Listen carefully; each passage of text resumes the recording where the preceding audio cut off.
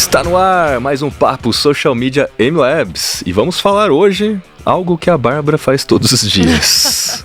Organização e produção de conteúdo. Então, eu que vos falo aqui é Rafael Kiso, estou aqui com a Bárbara Duarte, que é a nossa coordenadora de mídias sociais, e por isso que esse episódio é uma homenagem ao trabalho dela.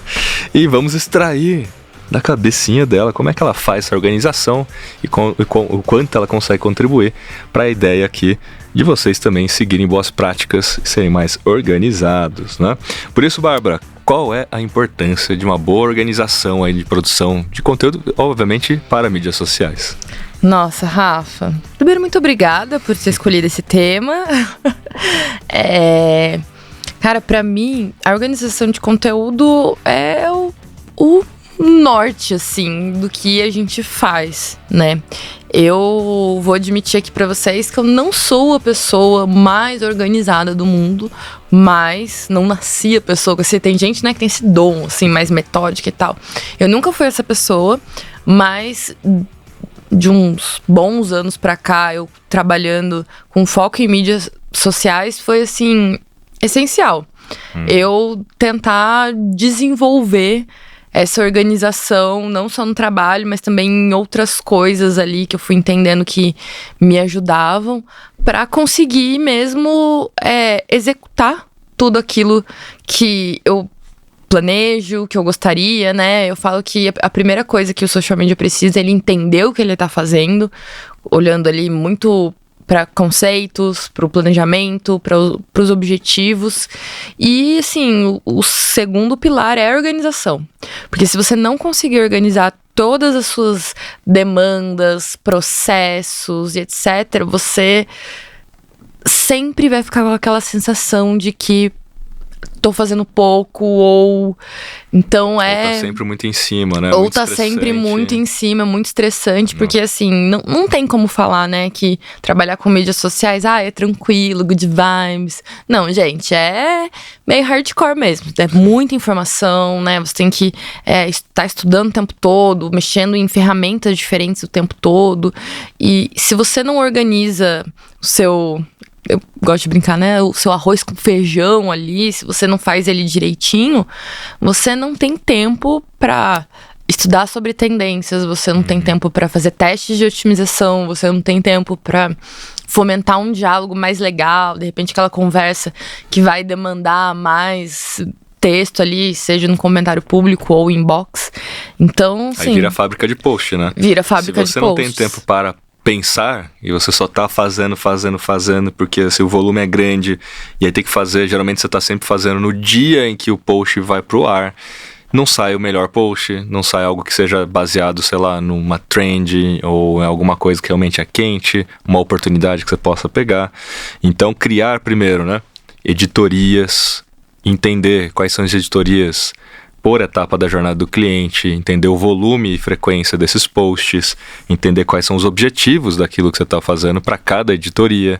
Porque quando você não tem esse planejamento, fica com aquela sensação, estou fazendo, mas será que isso está dando será certo? Que fica é aquela isso sensação mesmo de que não está rodando, né? Então, fica aquela sensação assim, eu acho que não está dando certo, né? E a gente vem para a segunda parte aqui da nossa pergunta, que é como é que a gente define, então, esses objetivos, como é que a gente define metas, para que a gente possa, de fato, entender como organizar essa produção. Porque no momento que a gente tem a jornada do cliente, que a gente já falou aqui, inclusive no episódio de editorias, né? A gente falou no episódio de editorias. A gente tem 5 passos, né? Descoberta, consideração, conversão, experiência própria, experiência compartilhada, que é a metodologia do Unbound que a gente usa. Para cada etapa, a gente tem editorias e para cada etapa a gente tem um objetivo. Então, descoberta é alcançar, é colocar a MLabs no radar, por exemplo, ou o Kiso, né? Consideração é aumentar a autoridade daquela marca ou a minha. Conversão, autoexplicável, converter. Quarta etapa, experiência própria. Todo mundo tem uma expectativa, será que ela foi cumprida assim ou não? E na quarta etapa, em termos de objetivo de conteúdo, é aumentar o nível de experiência delas com a marca. Porque apesar de elas terem já, de repente, se tornado clientes ou convertido em um curso, elas só vão se tornar promotoras da marca se elas tiverem uma experiência muito legal. E o conteúdo faz parte da experiência. Criar conteúdo exclusivo, por exemplo, aumenta a experiência, né? E a última etapa, que é a experiência compartilhada, que é quando realmente foi muito legal, a recorrência, a pessoa continua com a gente e teve uma puta experiência bacana, é uma probabilidade maior dela compartilhar as coisas que a gente faz, que ela vivenciou com a gente, né? Legal, então a gente olhou aqui os objetivos. Sabendo que há objetivos distintos, qual é o tipo de conteúdo melhor para colocar um produto, um serviço ou uma marca no radar? Os formatos melhores, inclusive, né? Os formatos mais simples, rápidos e curtos, como Reels, Shorts, TikTok, são bons porque as pessoas não vão gastar tempo, atenção em coisas longas. A gente conhece ainda, né? Então tem editorias como de identificação, mais buscados, e as trends, que são aquelas editorias que já pegam uma audiência nativa. Você não precisa criar uma audiência. Elas já estão falando daquilo, trends. Elas já estão buscando aquilo no Google, né? Os mais buscados.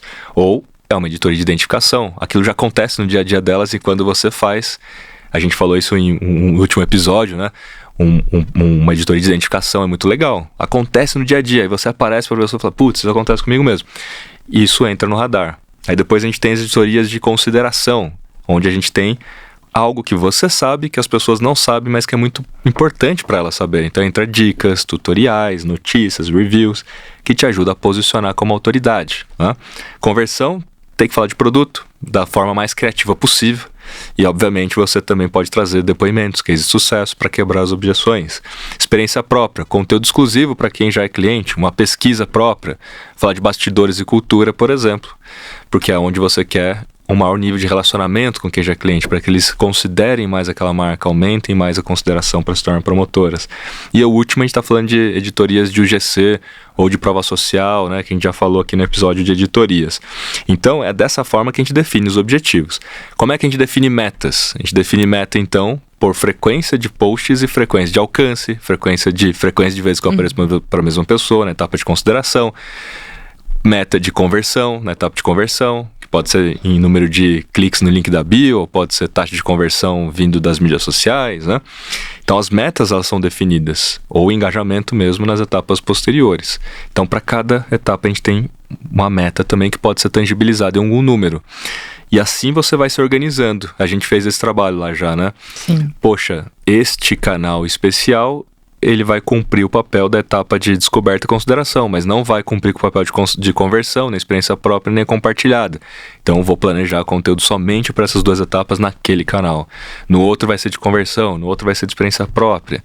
Assim você se organiza e não planeja mais. Não precisa fazer tudo, né? Em todos os lugares, É. até mesmo porque dificilmente a pessoa vai conseguir absorver, né? E fazer o melhor conteúdo para todas as redes sociais, considerando todas as etapas, todos os formatos. Então, realmente, e uma coisa que eu gosto, Rafa, a gente tem até um episódio só sobre isso, mas eu gosto de salientar, assim, a importância de você realmente organizar em editorias e ter esses passos que você falou muito bem escritos e visuais ali na tua cabeça, porque eu mesma tive, no começo que comecei a trabalhar com mídias sociais, eu tinha muito essa dificuldade, assim, porque às vezes você entende os conceitos, mas como que eu vou colocar ali na prática? O meu jeito foi estudando, pegando todos esses conceitos, colocando num papel mesmo, e etapa de descoberta, pelo menos 3 setinhas ali da etapa de descoberta. O que eu posso pensar em editorias? Pensei em 4, não tem problema. Depois eu defino aonde que essas editorias combinam ali, pensando em canais, em formatos. Mas é bom você tangibilizar essas coisas, porque na hora que você for pensar num post, ou você vê algum conteúdo ali na hora que você estiver fazendo a curadoria de conteúdo, então, vi uma pesquisa muito legal sobre mercado de moda e beleza. Com aquele conteúdo, às vezes, na sua cabeça, você já sabe, putz, eu consigo pegar essa parte aqui para posicionar na etapa de descoberta, nesse formato, né, de consideração. Então, assim, a sua cabeça, ela se organiza de um jeito automático. Porque você sabe que você tem consciência do que você está fazendo. Essa é a grande verdade, né? Sim. E é aquilo que a gente já viu na prática. Por mais que você tenha 3, 4 editorias, como na descoberta, você não precisa fazer um post por editoria. Por mais que você tenha várias editorias em uma única etapa, você pode escolher, eventualmente, uma delas para ser a bola da vez naquele dia que você estava querendo postar naquela etapa, né? Então, não é aquela coisa, quanto mais de editorias, pior, porque aí eu tenho que fazer sempre post por editoria e várias editorias, fica todo mundo maluco, né? Em tese, tem que ter editorias por etapa. Quanto menos editorias por etapa você tiver, melhor, para que você tenha essa visualização na cabeça que a Bárbara comentou, você já tem mais clareza, né? Bom, então a gente já falou aqui sobre as etapas da jornada, mas eu queria saber de você, né? Quais são as principais etapas nesse processo de criação? Agora a gente esquece a organização, tá bom, editoria, entendi tudo e tal. E no dia a dia, né? Você tem mais pessoas na equipe que criam conteúdo. E quais são essas etapas entre a ideia de um conteúdo até chegar a publicar mesmo? Como é que funciona isso lá dentro? Bom, a primeira coisa que a gente faz é pensar ali em temáticas. Isso é uma coisa que a gente já testou de algumas outras formas, mas dentro da MLabs foi o que deu mais certo, e eu imagino que seja o que dê mais certo para a maioria das marcas, que é você pensar em um assunto pelo menos por uma quinzena, por um mês, e aí você buscar conteúdos que girem em torno daquele assunto. Não precisa ser só sobre aquilo, então tipo, preciso passar 2 semanas falando sobre... Não, calma, gente. É que ele vai ser a estrela do seu conteúdo, mas você pode ir mesclando com outros conteúdos que também são estratégicos para você. Então, assim, o primeiro passo nosso é realmente um estudo e uma curadoria, né? A gente define o tema, às vezes a gente fala, vamos falar esse mês sobre, sei lá, geração de leads. Aí chega perto e fala, será? Vamos guardar esses posts aqui e vamos reformular alguns conteúdos pra gente conseguir direcionar com uma outra temática, por exemplo. Rola também. Agora, o que vem primeiro? Criação de arte ou a criação do copy, por exemplo, textual mesmo? Lá no time a gente é bem livre em relação a isso, porque cada uma tem o seu jeito e dependendo do conteúdo é mais fácil você começar a criação ali visual e depois fazer o desdobramento e vice-versa. O ideal, assim, se você tem um time que não tem uma comunicação tão clara, assim, que precisa ter os processos mais bem definidos, é você estabelecer, né, quais são os passos. Mas pra gente hoje é meio que indiferente, assim, o que vai começar primeiro.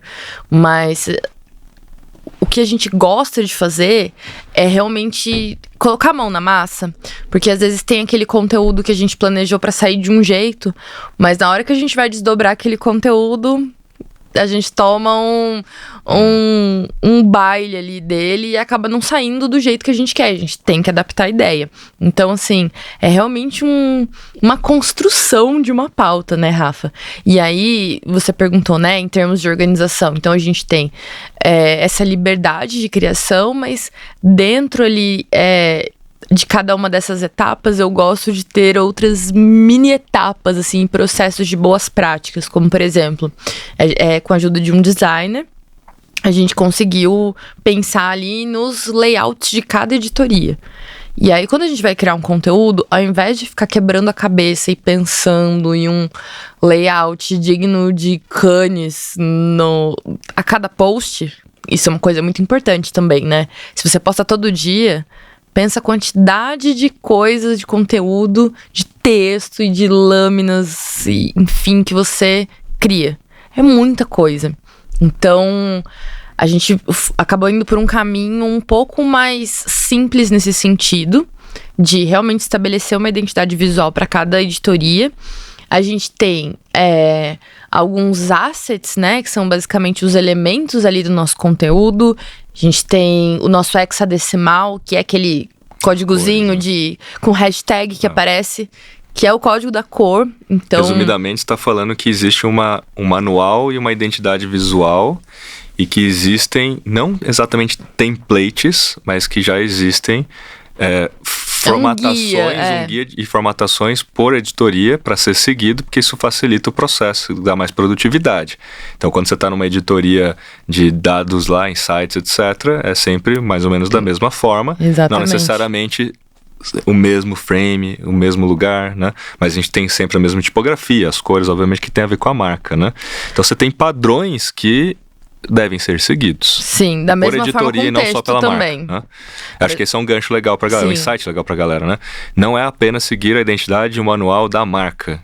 Você pode ter, seguindo obviamente o guide, mas ter um padrão por editoria a ser seguido, para que todo mundo, inclusive, identifique mais claramente aquelas editorias, né? Perfeito. Mas, Bárbara, você aprova os conteúdos? Você dá liberdade, aprova conteúdo, ou a galera pode agendar sem a sua aprovação? Como é que é esse aspecto de liberdade ali, de criação? Olha, a maioria dos conteúdos eu ainda aprovo. Mas outras editorias que a gente já tem esses processos e essas boas práticas muito bem alinhados, a gente tem ali a liberdade de, pode seguir. Mas eu gosto de revisar e aprovar, assim, porque uma coisa que eu acho muito importante, Rafa, quando a gente pensa na criação e organização de conteúdo, quando tem mais de uma pessoa, né, no time, é preocupação em ficar tudo com a cara da marca, né? Porque cada um, não adianta, por mais que a gente tenha um treinamento, né? E a consistência. Consistência, boa. Às vezes no texto eu tenho um tipo de linguagem, um vício de linguagem, eu gosto de usar determinados emojis, e aí a Milena já gosta de usar outros, a Nath gosta de usar. Então, assim, sempre tem a particularidade de cada um. E é legal transparecer de vez em quando isso, mas não sempre, pra a gente justamente conseguir ter essa consistência e que as pessoas que estão do outro lado reconheçam também, né? Isso é uma coisa que é muito legal de falar quando a gente tá pensando em conteúdo, é que você precisa mostrar essa organização, e essa organização precisa ser percebida, porque tá do outro lado também, não é só a gente, né? Porque senão não adianta muito, assim, beleza, pra mim tá legal, mas, poxa, o pessoal da MLabs, eles veem um post e não conseguem saber se é da MLabs ou não. Durante um período, a gente, fazia muita variação de layout, com a esperança de que, poxa, vamos pensar em layouts legais o tempo todo.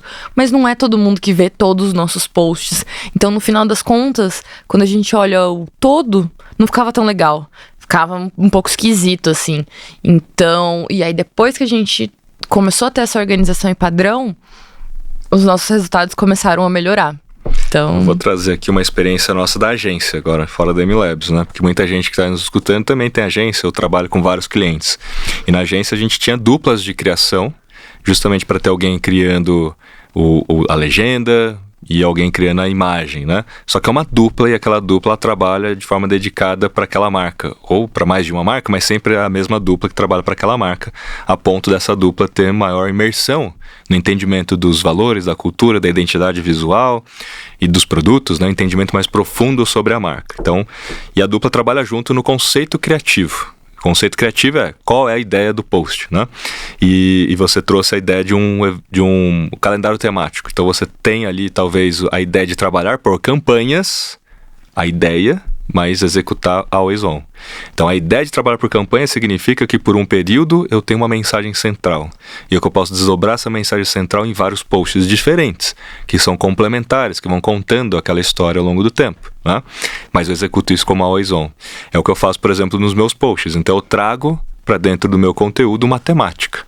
Então, a temática, por exemplo, de atendimento ao cliente ou de experiência do consumidor. Então, naquela semana, você vai ver todos os posts estão associados a isso. Mas um post é diferente do outro, mas a mensagem central é sempre a mesma. Então, é a ideia de trabalhar com um tema e desdobrar o tema. Então, na agência também a gente trabalhava muito dessa forma. Qual vai ser a temática para pensar como campanha e executar como always on. E assim vai. Depois, mandávamos para aprovação do próprio cliente através da própria MLabs. Então a gente inseria ali, insere, né, inclusive, no workflow da MLabs. O workflow da MLabs tem o cliente cadastrado, ele recebe aquilo como e-mail. E na MLabs também, quando você agenda, você pode criar um link externo para ser mandado por WhatsApp, né? E o cliente aprova ou rejeita, e ao rejeitar ele pode colocar ali uma justificativa. E aí a pergunta que eu faço para você é: como lidar com as refações de clientes? Como é que você se organiza prevendo que haverá, talvez, né, sempre refações? Porque assim, é difícil de você acertar de primeira, até você pegar o jeito do cliente e tal, né? Como é que hoje, quando você, como coordenador, rejeita um post, ou na época que você trabalhava na agência, né? Como é que você lidava com isso? Como é que a gente premeditava e organizava isso? Refação é sempre uma dorzinha das pessoas, né? Ainda mais a galera que trabalha em agência tá acostumado com esse termo. Rafa, assim, não tem, acho que muito como inventar a roda, né, digamos, nesse sentido. Eu comentei agora há pouco, né, eu faço essas aprovações com o meu time, e é sempre importante a gente ter um período ali. Qual que é o cenário ideal?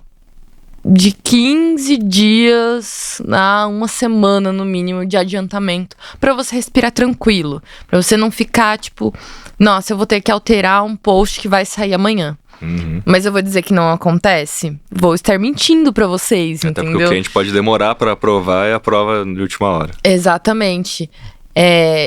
Já aconteceu também de meio que perder um pouco do time, ou melhor, um exemplo melhor, entrar alguma outra prioridade naquele momento. A gente fala, não, esse post ficou mais ou menos, a gente pensa nele ali depois. Então, assim, quando a gente tem refação em conteúdo, é torcer ali pra você já ter e se planejar pra você ter aquela gordurinha de tempo, pra não precisar fazer as coisas às pressas, né? E eu já trabalhei com clientes muito difíceis, assim, no sentido de aprovação de coisas mesmo. Nesses casos onde o cliente ele é mais pega no pé, o ideal é sempre você tentar prever alguns cenários e ter alinhamentos prévios. Então, assim, provavelmente dentro da pauta você tem uma aprovação, né, prévia antes de você executar, aprovar a pauta, né? Que é o âmbito das ideias ainda, né? Exatamente. Quando você tá nessa parte de curadoria, etc., a gente vai falar dessas temáticas, você fazer essa aprovação e já realmente documentar de alguma forma por um e-mail que seja, mas deixando claro que aquele mês a gente vai falar sobre aquilo. É o suficiente? Não. Normalmente as pessoas, mesmo tendo alguma coisa, elas ainda assim pedem algum ajuste. Aí eu acho que vai muito assim do nosso jogo de cintura e de alinhar expectativas também. Porque, por exemplo, se eu trabalho com refações de conteúdos que vão ser aprovados com pelo menos ali, uma semana de antecedência, não tem tanto problema. Agora, se o cara pede uma alteração um dia antes, aí acho que é nesse caso. Sabe uma boa prática que a gente faz lá na agência, né? E me recordo aqui que eu acho que é legal falar. Primeiro, antecipação. Então, se você conseguir trabalhar com 15 dias, uma semana antes, é sempre bom, porque você tem um pouco mais de tempo. Os rituais de aprovação de pauta. Então, se for uma pauta semanal, toda segunda-feira você faz a reunião com o cliente para aprovação de pauta. Da terça até sexta-feira, criação do conteúdo e execução daquilo. Se for quinzenal, mesma situação, rituais quinzenais para aprovação de pauta, né? Mas tem também a situação em que você dá um sprint para você ter o que a gente colocava lá como banco de posts. Então são posts que você não vai usar, não está previsto você colocar no ar, mas que eles já foram criados e aprovados. Então você tem de repente ali 5, 6 posts no seu banco de posts, porque se acontecer do cliente reprovar muito em cima da hora, você não vai refazer aquele post. Você simplesmente vai substituir aquele post por algum já aprovado, para não colocar todo mundo na loucura de trabalhar de madrugada, à noite, final de semana, etc. Né? E aí você pode até refazer aquele post, mas na próxima semana, dentro do horário normal, dentro do planejamento normal. Então, sempre ter esse bolsão ali de conteúdos é uma boa prática para você poder se organizar e respirar melhor. Vamos para os nossos mitos e verdades? Bora lá. O que temos aí no começo? Temos aqui sobre a quantidade de conteúdo publicado. Ela é mais importante do que a qualidade? Bom, isso para organização é muito legal, né? Porque se todo mundo fala assim, não, tem que fazer mais Reels, agora é Reels, tem que fazer 3 Reels por dia, né? Você estava acostumado com volume, esse volume aumenta pra caramba.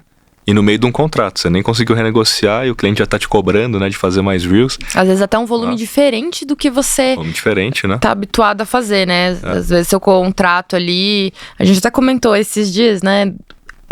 Alguns anos atrás era post estático e carrossel. Post estático e carrossel no Instagram, por exemplo. Agora tem o Reels, nas outras plataformas tem outros vídeos curtos. E o processo de criação... Isso é uma coisa interessante que eu acabei não falando.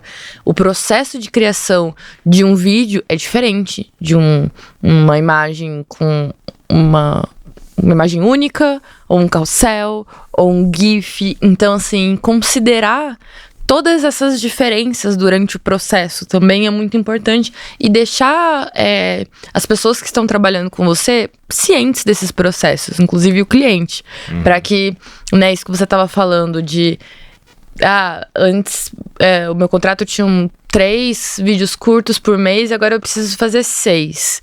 Então, assim, entenda a complexidade e repasse o custo emocional, operacional dessa demanda. O que a gente tem que falar aqui é que, assim, muitas vezes aconteceram mudanças, surgiu um formato novo, só que você tá no meio do contrato e é difícil de renegociar isso assim, amanhã, né? Nasceu o Reels, aí você fala pro cliente, vai custar mais tanto, aí eu não vou fazer um Reels enquanto você não me pagar, né? Na prática isso não acontece. Dentro de casa mesmo, é o que acontece. Surgiu um negócio novo, eu falei, Bárbara, precisamos testar, vamos lá. E aí, o que acontece naquela época? Acumula, né, mais conteúdo, porque você não vai deixar de fazer um para fazer o outro, né? Sim. Tem que fazer mais um. Então é o que acontece também com as agências. No entanto, isso tem que servir como teste. E tem que ficar claro e evidente para todas as partes envolvidas de que aquilo é um teste que a gente vai fazer por uma semana para entender tempo, quanto tempo a gente gasta para fazer mais isso, resultado, vale a pena realmente fazer mais isso? Porque se fizer sentido, de fato, dado o resultado, aí sim a gente renegocia. Mas tem que estar claro que é um teste, tem que estar claro que é um período. Então, respondendo, a quantidade de conteúdo é mais importante que a qualidade? Obviamente que qualidade é sempre mais importante, mas fazer uma variação em uma quantidade grande vai te ajudar a melhorar o seu conteúdo, a qualidade do seu conteúdo. Faz sentido? Então, assim, qualidade é importante? É. Só que a quantidade é que vai te desenvolver a qualidade. Se você não postar várias vezes, pelo menos por um sprint, por isso que eu tô deixando aqui claro, por um período para você testar, sei lá, surgiu o TikTok, nunca fiz TikTok, e a galera tá fazendo 3 por dia e tal, essa galera tá aprendendo 3 vezes mais rápido que você, que tá fazendo 1 por semana. Eles vão chegar à conclusão daquilo que é maior qualidade, aquilo que dá mais certo, 3 vezes mais rápido, no mínimo. Então, é isso que todo mundo tem que ter em mente, né? Vamos pro próximo aqui. Bora. Resultado das postagens nas mídias sociais são relevantes para a produção de conteúdo. Ou seja, vamos recapitular aqui, né? Quando você analisa os dados, quando você enxerga ali o que está funcionando ou não, isso é relevante para a produção de conteúdo? Você usa isso a favor de, sei lá, criar uma nova editoria ou excluir uma editoria? Como é que você faz hoje? Totalmente, né, Rafa? Você entender como tá performando de fato ali aquela editoria, aquele tipo de conteúdo, é essencial para você saber aquilo que você vai continuar fazendo, aquilo que você vai aprimorar, ou às vezes até para te dar um insight. Às vezes você tem ali uma editoria, você vê que ela tá indo bem, mas vê que tem um formato diferente ali que você pode tentar aplicar. Cara, pra mim isso é... E aonde que o mito faz mais sentido? Que é no sentido de você premeditou, planejou, definiu editoria, se planejou, fez um conteúdo antecipado, 15 dias, 1 mês, e você faz o relatório lá, 1 mês, sei lá, 1 vez por mês, né? Falando você, de modo dizer, vocês também, a maioria faz por 1 vez por mês. Nós. Só que o leite já tá derramado, né? Então, quando a gente tem o hábito de olhar com mais frequência, a gente falou isso no episódio de indicadores, né, e tudo, de relatórios, a gente fez um episódio de relatórios, você é capaz de corrigir a rota ao longo do processo. Só que isso pode mudar um pouco a sua organização, né, porque, cara, não tá dando certo. Você vai deixar realmente virar 1 mês para mostrar para o cliente que não tá dando certo, para se planejar para fazer o próximo mês, porque ele já provou o conteúdo, etc, mas tá dando errado, né? Depende muito do seu escopo, né? Eu lá na MLabs, assim, no formato que a gente trabalha, basicamente, assim, a produção de conteúdo em si, e a partir do momento que o post é publicado, independente de mídia social, aí que ele vai à vida, digamos assim, né? Aí que a gente... aí é uma outra parte do trabalho, porque algumas pessoas têm essa impressão de que depois de publicado, o trabalho tá feito, né? E na verdade não é. É um novo ciclo Tem um daquele... debriefing ali depois, né? Como é que foi, como é que não foi, como é que a gente muda ou não. E aí, eventualmente, você vai adicionar nova editoria, eliminar a editoria, você vai mexer ali no conteúdo. Isso tem que estar ali premeditado de alguma forma no tempo, né? É o tempo de análise. Então você não pode só calcular o tempo de produção, né, e colocar lá. Bárbara, e o uso de ferramentas, como por exemplo a MLabs, né? É dispensável ou você acha que é obrigatório? Qual que é a sua opinião? Rafa, eu gosto de sempre trabalhar com a realidade de cada um, né? Então, inclusive, assim, eu gosto muito de trabalhar com a MLabs, porque eu acho que ela dá essa possibilidade mesmo da gente conseguir ter uma organização melhor entre mídias sociais. Principalmente, pra mim, esse é o maior ganho, assim, é você, de fato, conseguir entrar num lugar e ver tanto resultados, quanto aquilo que você planejou, quanto agendar alguma coisa mesmo ali. Até um respiro mental, galera, olhar o calendário, Nossa, né? E ver que tá tudo agendadinho. Total. É um dos prints mais recorrentes, né? Que as pessoas assim, usam. é o print de milhões, assim, nosso olho realmente brilha. Porque você fala, nossa, eu tô com isso daqui organizado e agora eu tenho tempo pra ver outras coisas relacionadas ao trabalho, ao meu conteúdo, mas é gostoso pensar em, por exemplo, pensar em uma nova editoria. Quero testar uma nova editoria. Se você não tem esse fluxo de trabalho bem definido, essa clareza, essa organização, você dificilmente vai conseguir ter esse tempo. Então, assim, são ganhos em muitos aspectos, né? Quando você usa a ferramenta. Quando você tem a consciência e a segurança de que aquilo foi agendado e vai pro ar, porque imagina, se eu tenho lá TikTok, Instagram, Twitter, YouTube, LinkedIn, agendei tudo. Se eu não tivesse a MLabs, eu teria que fazer isso na mão. E por mais que cada plataforma hoje em dia tenha o seu recurso também de agendamento... São 4, 5 plataformas. Então, você tem que sair, entrar. A quantidade de possíveis erros nesse processo é muito alto, né? Então, quando você tem ali tudo em um único lugar, te dá muito mais produtividade, mais segurança de que aquilo vai rolar, né? E a segurança é essa paz que todo mundo quer ter, de olhar para o calendário e falar, tá tudo certo, né? Não tem problema, né? A pergunta era aqui se é dispensável, né?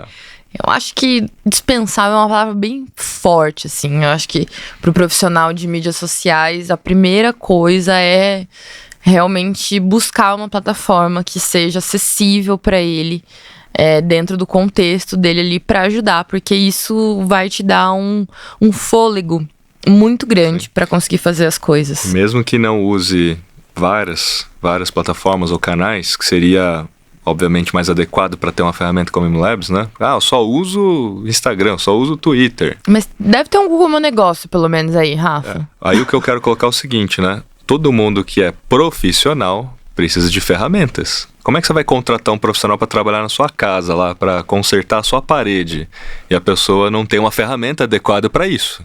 Ela vai lá fazer na mão. Vai dar problema. Não vai ficar bem feito. Vai correr riscos, né? Sempre vai ter essa história. Então, assim, se você é profissional, use ferramentas. É que o brasileiro tem aquela história de querer dar o jeitinho, de querer ser o espertão, de não querer pagar a ferramenta, de querer tudo de graça, né? Mas não é, gente. Se é profissional, você tem que usar ferramenta. E é tudo muito acessível, né? Bom, deixa eu te fazer mais perguntas aqui pra gente encerrar os nossos mitos ou verdades. Em termos de análise de concorrência, você acha que não é relevante analisar os concorrentes para produção de conteúdo? Eu acho que esse é um mito. É um mito. É um mito, Rafa. É importante você olhar, mas não necessariamente se inspirar muito, nem nada. Quando a gente está trabalhando no mesmo nicho, às vezes algumas ideias se coincidem, assim, é um meme que você olha e fala, cara, a pessoa que trabalha com mídias sociais provavelmente associou, então não tem muito pra onde você ir, digamos assim. Mas nunca deixar que isso seja sua referência, assim, na sua minha opinião, única você não pode referência. planejar o seu conteúdo com base no que o concorrente está fazendo. Não. Todo mundo aqui precisa ser mais autêntico possível. O próprio Instagram, o head do Instagram fala isso, tem que ser autêntico. E todo mundo tá fazendo o tal da palavra da vez agora, modelagem, né? Porra, vi lá o post legal lá que apareceu no perfil X, eu vou copiar essa ideia e vou fazer no meu. Uma coisa é você se inspirar e tal, são segmentos diferentes. Outra coisa é, putz, o concorrente fez o que você tá fazendo também. é muito evidente, né? Fica chato, você não tem autenticidade, você não tem nada, né? E obviamente talvez o seu cliente também siga o outro, e aí acontece, fica pior ainda, você não consegue se posicionar. Acho que não é nem questão só de, é uma situação chata, mas interfere naquele quesito de construção de autoridade, né, Rafa? Se a gente tá buscando construir autoridade e tem esse posicionamento de, poxa, o meu conteúdo é todo baseado no que o outro tá fazendo, então quem tem autoridade talvez seja o outro e não eu. Pra gente finalizar aqui, o último mito ou verdade, esse aqui, vamos ver a sua resposta, hein? Eita. A criação de um calendário editorial, tudo que a gente falou aqui, calendário, editoria, planejado, antecipado, limita a criatividade? Jamais, né, Rafa? A criatividade, ela vai muito além do que você tem ali como um cronograma ou um pilar, né? Lógico que você não precisa sair ali viajandão das ideias, né? Mas eu acho que a criatividade, inclusive, eu me sinto mais criativa quando eu já tenho algum embasamento. E quando você tem tempo pra usar. Pensar. E quando eu tenho tempo pra pensar também, tem lógico. Muita gente que eu vejo alguns perfis assim que surfam muito só no que tá acontecendo no momento. Então, assim, quer aproveitar só as trends, o boca a boca, o que tá mais falado. Tende a dar mais certo porque você entra numa conversa que tá crescente, então você tem mais alcance, etc. É mais corrido, é mais loucura, né?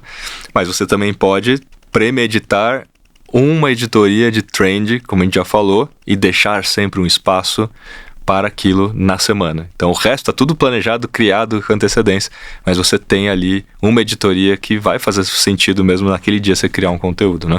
Acho que essa é a melhor prática. Boa. Vamos lá. Então, gente, esse foi o nosso papo de hoje. Esse papo sobre como organizar a produção de conteúdo nas mídias sociais. Matamos aqui vários mitos. Espero que você tenha gostado. Coloque aí nos comentários para você. Como é que você hoje tem organizado? Algum dos pontos que a gente falou aqui, você faz diferente? Coloque aí nos comentários pra gente saber. Beleza? É isso aí. Até a próxima. Tchau, tchau.